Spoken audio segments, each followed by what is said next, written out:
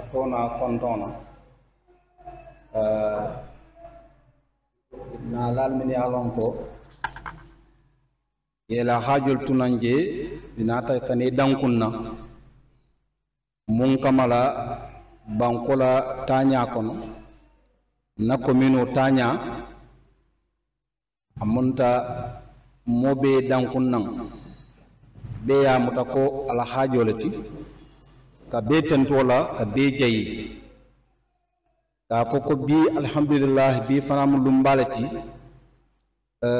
pour commune de Karantabaye pour la jeunesse de Karantabaye kantu kirlo dalilo minti wala mu na fonnin kelimni yalon ko alal de marokan e be karana université be yalon mola moyon dasata bak yo moyen daso kamala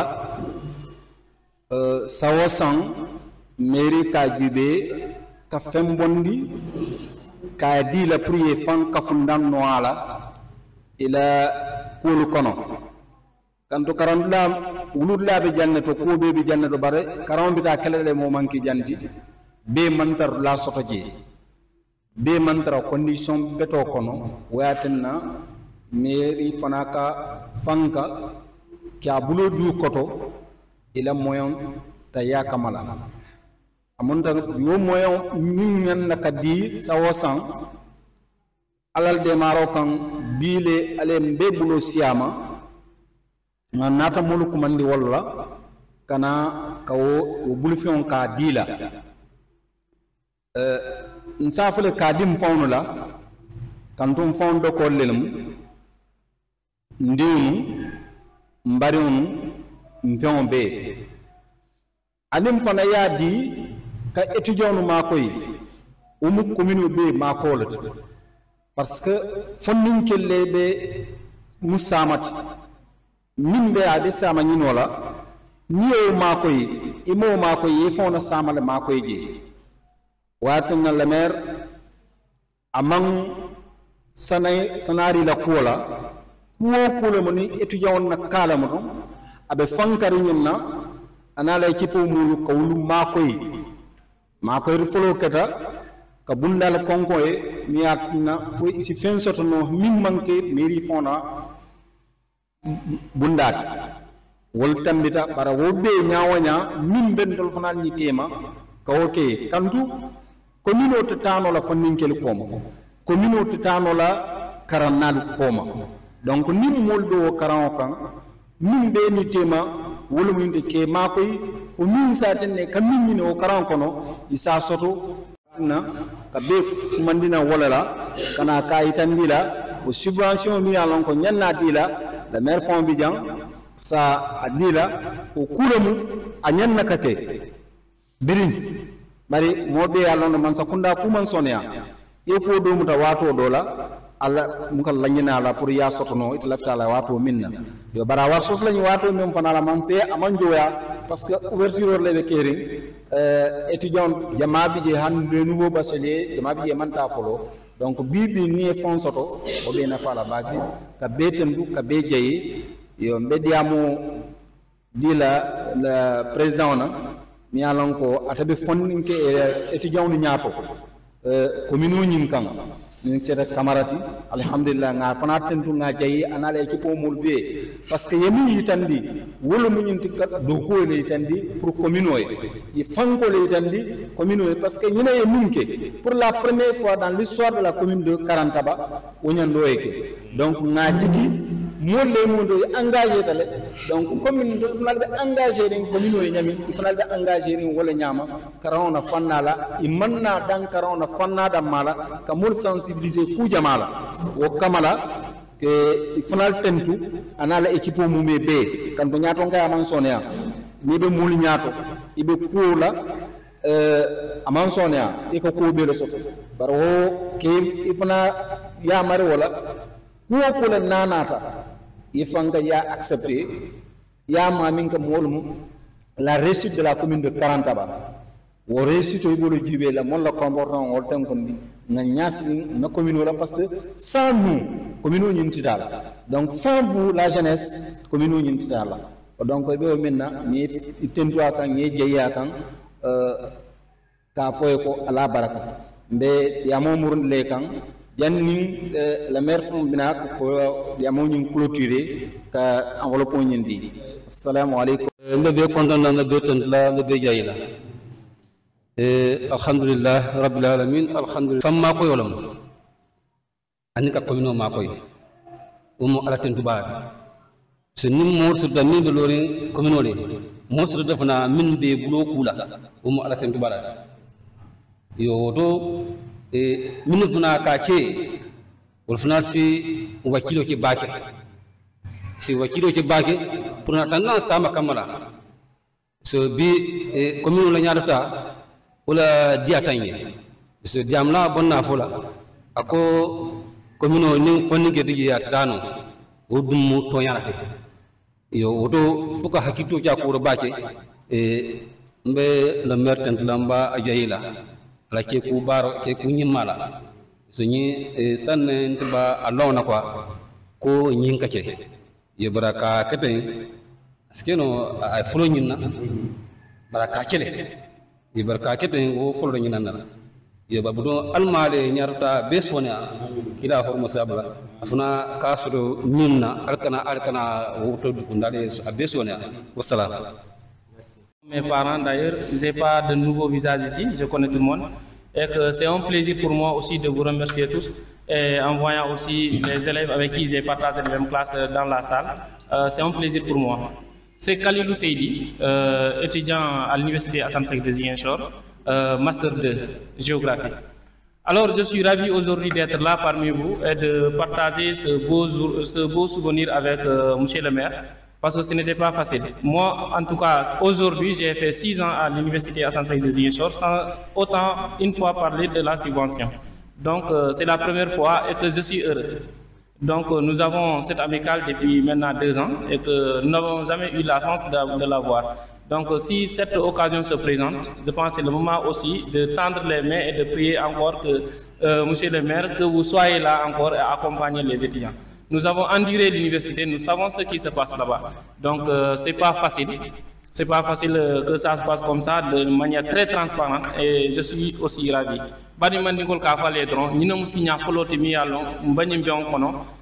tout cas, depuis 6 ans, l'université est subvention. Et tous les 6 ans aussi, nous avons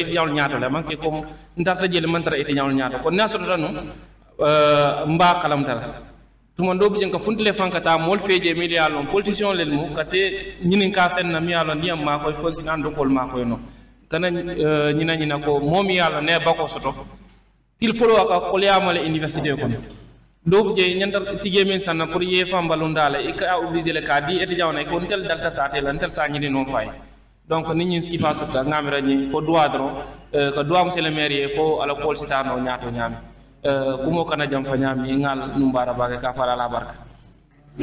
Je m'appelle Boubacar Kamara, étudiant à l'Université Cheikh Anta Diop de Dakar, option philosophie, licence 3. Voilà, je vais intervenir d'abord en français pour finir en mandin. D'abord, c'est remercier le maire et l'équipe municipale. Quand on remercie le maire, revient à remercier l'équipe municipale en même temps. Voilà, l'année dernière, on était là, le maire a soulagé les étudiants. Et cette année aussi, il a tout fait pour en tout cas contribuer, en tout cas, ou mettre sa contribution dans l'activité pédagogique des étudiants ou bien dans l'activité sociale des étudiants. Oui, une précision. Monsieur le maire, Ibou Silla l'a dit. C'est une première dans la commune. Il faut signaler ça. C'est une première. Ça n'a pas été dans cette commune de donner une subvention aux étudiants. C'est uniquement l'arrivée de cette nouvelle équipe qu'on a commencé à recevoir des subventions. Voilà. En tout cas, dès mon arrivée, moi, j'ai trouvé les astuces sur place. J'ai fait des enquêtes. Ben voilà, on n'a pas trouvé, en tout cas, un document officiel qui montre que voilà, il y a une subvention qui a été allouée aux étudiants durant les années précédentes. Ce qui veut dire qu'on doit remercier le maire et prier pour lui, pour son mandat à la tête de cette municipalité. On voit des changements réels, des changements factuels, on voit des choses qui sont en train de bouger. Et si on ne le dit pas, ça revient à remettre en cause tout son effort. Voilà. Là, je vais être un tout petit peu long, si vous me le permettez, parce que les étudiants qui sont à Dakar, il y a pas mal d'étudiants qui ont débuté des formations parallèles, comme le cas de Diba, vous êtes au courant. D'ailleurs, il m'a donné ce dossier pour vous remettre ça. Et le cas d'un étudiant aussi du nom de Serif Dramé. Lui, et ses dossiers, il ne m'a pas donné ses dossiers parce que j'étais trop occupé, voilà, il ne m'a pas vu. En voilà. Diba m'a donné ses dossiers, voilà ses dossiers. Et lui aussi, il est dans les besoins de l'aide du maire. C'est quelle aide dont il s'agit? C'est-à-dire les étudiants qui veulent faire des formations, ils cherchent des aides un tout petit peu partout pour soulager leur formation. Parce qu'aujourd'hui, si un étudiant doit faire une formation de 1 million, on sait nettement qu'il ne peut pas verser tous ces 1 million, en tout cas à un coup. On demande toujours à la maire de la municipalité, comme le fait dans les grandes mairies. Mais on sait tous que voilà, nous sommes dans une mairie, voilà. Pas la perte de dire, mais quand même, on demande tout le temps, ou bien on sollicite le maire à accompagner ses étudiants dans leur formation. Voilà, voilà ces deux dossiers-là. L'autre dossier est dans mon téléphone, je vous les enverrai, Inch'Allah, dès la sortie. Maintenant, je vais revenir un tout petit peu en manin pour permettre à d'autres aussi de. Le maire n'a la boule qu'on donne à Baki. On est déplacé maintenant d'assister à programme, la presse, les journalistes, mais qu'on donne à Baki. Cadeau. C'est une tradition ici.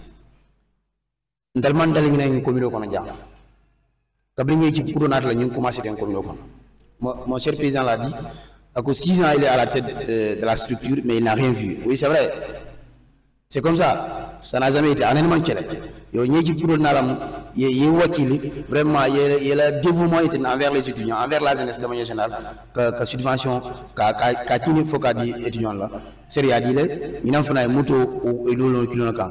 C'est un coup de tir, un coup de tir, que doit la mairie, en l'équipe municipale, il faut aller il y a le mandat, il y a terminé, il y a le mandat terminé en beauté, il y a médian, parce que il y a même une innovation, un développement.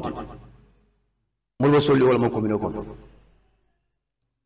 commune ko dia mulwo soli nan ka développer mo man soli voilà mo bialon mais mulwo soli nan ka développer ka avancer ka kanda être parmi les 557 communes il fait être le meilleur parmi les 557 voilà ou monde la suite ni ñu kanda ba sur les journaux ou bien quelque part vraiment académie bakel académie bac c'est une fierté ndawum dala fierté une fois à Dakar mbara ñoo nang koy go ndal mu ngi fen dan nga fo parce que kandab dama foncer kanda commune carte wafino ngeen ndal foncer jenn sana carte wafino ndala carte dal la inda sanal parce que ndal bo dami ñalon voilà le maire adjoint au maire la Diam Dodo min keda na campagne étudiant peut-être le président il était absent en ce moment il avait un décès et il est parti mais son adjoint était là avec nous Barou campagne munja ndar chaque année ni ala mom fam balurin ko xam bijan ko ha ku man jena ko mbo campagne mbo pas tati la campagne mais mbo sensibilisation mbo kala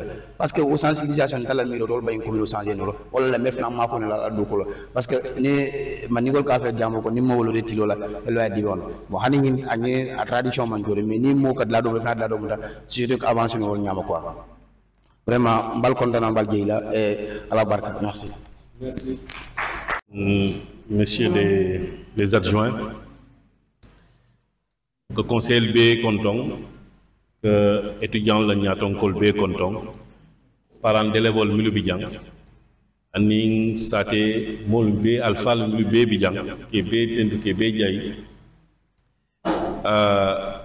Mon discours qu'il a en français d'abord, ensuite snacké manigakon. Je voudrais remercier l'ensemble des personnes qui ont fait le déplacement ce matin, l'équipe municipale, les conseillers, les parents d'élèves qui sont là, la jeunesse qui est là, la presse, mais surtout les étudiants qui sont venus également participé à cette rencontre. Je voudrais les remercier pour avoir bien voulu faire le déplacement. Je sais qu'ils sont en plein examen actuellement, que ce soit à Ziguinchor ou à Dakar. Les étudiants sont en examen. Donc, avoir fait le déplacement, je voudrais les en remercier. Je voudrais également les féliciter pour le travail qu'ils sont en train de faire au niveau de leurs amicales, que ce soit à Ziguinchor comme à Dakar. Être président d'une amicale, ce n'est pas facile. C'est beaucoup de responsabilités parce que tout ce qui tourne sur le social, vos camarades pensent toujours que c'est à vous de les régler, que ce soit pour le logement, que ce soit pour la popote, tout ce qui est à manger, etc., etc. Vos camarades pensent toujours que c'est vous, en tant que président, qui devez régler ça. Donc c'est une lourde charge. Nous avons été dans ces structures-là et nous savons un peu comment ça se passe et surtout la condition estudiantine qui est extrêmement difficile. C'est pour avoir vécu cela, mais sachant le potentiel des étudiants, que la commune de Karantaba, notamment le conseil municipal, a décidé d'accompagner les étudiants. Ça fait, avant votre équipe, il y avait une autre équipe qui était là, qui avait commencé les démarches déjà, mais nous étions en tractation avec, disons, les autorités du Trésor public pour pouvoir, en tout cas, vous permettre de disposer d'une subvention. Grâce à Dieu, l'année dernière, il y a une première subvention qui a été donnée d'un montant de 1 million qui avait été remis aux étudiants pour les accompagner, en tout cas dans leur vie sociale. Je pense que c'est avec ça qu'ils ont pu prendre un appartement pour pouvoir loger, en tout cas, beaucoup d'entre eux, même si ça reste encore insuffisant. Mais c'est un premier pas important qui, en tout cas, va permettre à beaucoup d'entre eux d'avoir moins de difficultés parce que je suis allé visiter leur appartement, rendre visite à ces étudiants, discuter avec ces étudiants sur leur vie, leurs conditions de vie, mais également par rapport à leur carrière, leurs études d'abord, mais ensuite par rapport à leur carrière. Donc il était important d'échanger également avec eux sur les projets et programmes que nous avons au niveau de la commune et l'importance du rôle qu'ils devront jouer dans la construction de notre cher terroir. Et c'est pour cela que, pour être logique, nous accompagnons tout le système éducatif, que ce soit du préscolaire jusqu'à l'universitaire. Et normalement, la loi nous limite seulement au préscolaire et à l'élémentaire. Mais tout ce qui se passe dans la commune relève, disons, quelque part, disons, de l'autorité de notre autorité communale. Et ce sont parce que ce sont nos concitoyens, les citoyens de notre commune, que ce soit nos administrés, que ce soit vous soyez dans l'école primaire, au moyen comme au secondaire, ainsi qu'à l'universitaire, vous demeurez toujours comme administrés et citoyens de cette commune. D'où pour nous l'importance d'accompagner tout le système scolaire. C'est pour cela, au niveau du préscolaire et de l'élémentaire, nous avons trouvé des subventions pour les fournitures scolaires pour de 5 millions. Aujourd'hui, nous sommes à 10 millions de subventions. Nous avons construit aujourd'hui, ces 3 années et demie, un aspect sur une dimension professionnelle. Qu'ils aient un contact, les étudiants aient un contact avec le monde professionnel, qui vont les préparer demain à pouvoir savoir comment on rédige les rapports, comment les projets sont élaborés, etc., etc. C'est un début, c'est une petite subvention de 1,5 million, mais c'est un petit début. Demain, et je voudrais vous féliciter, toutes les deux amicales, parce que toutes les deux étaient là, pour le déroulement de l'activité, parce que le directeur de IBP, qui est mon petit frère, m'a appelé pour me dire toute sa satisfaction pour le déroulement, et qu'il était surpris même qu'il y a eu toute la presse et toute la communication derrière, et ils vont continuer à vous accompagner. Et bien entendu, ensemble, nous allons préparer les projets, les programmes, pas seulement avec IBP, mais avec d'autres organisations également, pour que demain, d'autres pourront vous donner 2, 3, 4, voire même jusqu'à 5 et 10 millions. Mais progressivement. Avec IBP, c'est déjà calé. Maintenant, on va aller avec d'autres organisations et d'autres ambassades pour vous permettre en tout cas de faire d'une pierre deux coups. Être utile à votre communauté, être utile à Karantaba, mais également pouvoir vous aider vous-même sur le plan professionnel, mais également vous permettre d'avoir des ressources qui vont améliorer vos conditions d'études. Donc c'est ça l'objectif. Et comme je l'ai dit aux étudiants, et je le répète encore, il faudrait qu'on trouve une autre activité également qui va créer de l'argent. Est-ce qu'on doit créer une boutique de la Casamance à Dakar, où on va vendre des produits locaux en Casamance, à Dakar du moins, ou bien un multiservice, etc. Mais l'essentiel, c'est que ça génère de l'argent pour pouvoir prendre en charge une partie des besoins des étudiants. Donc j'attends toujours vos propositions, que ce soit les étudiants de Dakar comme ceux de Ziguinchor, pour qu'on puisse vous accompagner. C'est encore vraiment vous féliciter et vous remercier et vous dire que nous avons besoin des étudiants pour construire Karantaba. Vos parents vous ont mis à l'école, vous ont accompagné. C'est pour que vous puissiez être, j'allais dire, utile à vous-même, utile à vos familles, utile à votre communauté et utile à votre pays. Et donc, c'est ce que nous attend de vous. Et cette subvention-là, comme je l'ai dit, va permettre un peu de soulager. Mais, comme on le dit, petit à petit, l'oiseau fait son nid. Je voulais vous remercier encore une fois, remercier les parents d'élèves et les féliciter, et leur demander de continuer à accompagner leurs enfants pour leur réussite, parce que c'est la réussite de la communauté. Ni étudiant min keten diwul ci kotot ndokol bari diwul mil ba karawna université mil ba Ziguinchor mil ba Dakar mil ba Saint-Louis mil ba Bambey etc. ba janjan banko kan bari bi mobe yalla na ñu watin ko ba examen on les kono bari président fulol be yela activité bu lay natana pour que ni si nga kacha nga ñanta min di la fanam pour que makoy ila karan le programme ko wala mu dum ñin dum ndiw ko dila ini woyata ya jube bala la ñami selum alhamdulillah conseil municipal min kete conseil minube ba commune ko na jang ibe ya voté mo clean di jemi min balanta be d'accord ta étudiant lu makoy nata selon 1 million dila 1 million kono alhamdulillah et ya dundi dami be ya jele katu nteta fontata Dakar jeto ñe tara ya boom appartement on taya e cordata pour que étudiant minimum jadula soto Dakar ici tara de la doto de la tara de la soto te wo corda fawni aning université tema avant kilomètre aussi.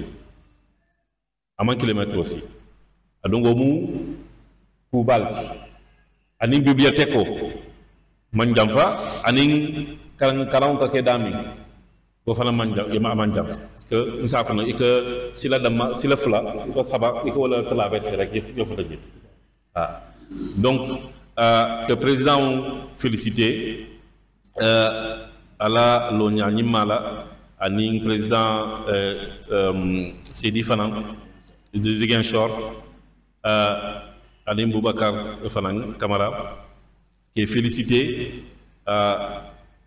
Ñato ko man dia surtout ni funding le programme étudiant quand mobe ka folé surtout milu keta bachelier te birin sai ibeka mira le président il a baluo il a tara de la beba président le donc duna bala donc voilà qu'on qui félicité Ziguinchor comme Dakar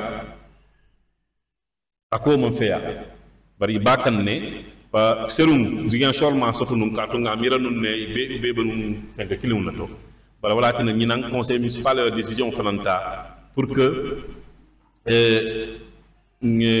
subvention ñi kafanga ka bonan ka bondi 1 million ka samba fo million fula aning tala 2,500,000.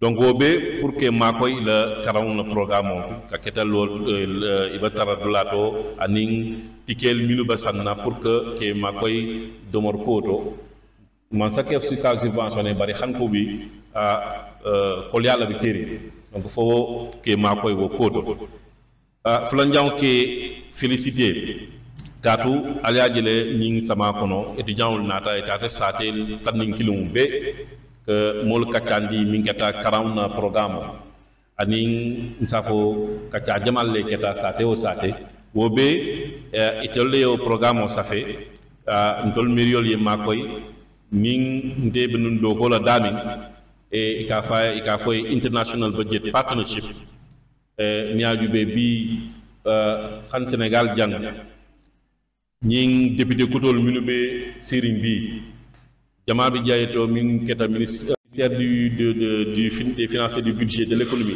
nga Jamal woli Jamal les former o ONG américain ONG wol les former kata ñing Afrique francophone mais ko français kan fond ko wol be le gouvernement aning le député qui be formé ala nata ke non debi nun ñaton ko tijje min keta be ka fa Afrique francophone tata wolle kan ni wolle kacata comme debbo do jete de binketa mero to ngad démissionné ta ba xam ko bi wo teriya ni badiya ni wol tema wala yatinna ngoy yen netu jawul makoy dafta do ko min kala commune ko no pour que ye makoy nata 1,500,000 dila ba wo 1,500,000 itol fon du total bari i contente i ko do min dial aliaka nyama et surtout kacalo minu be keta sate o sate ako vraiment ASC o bake inatan tilika fonye ko nga